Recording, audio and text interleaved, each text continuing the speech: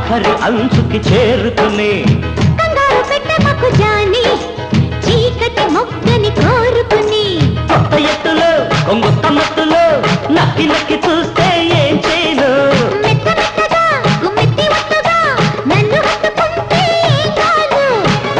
మగువా మదరా త్వరగా ఇక పడగొట్టేస్తా ఇంకో బిస్కెట్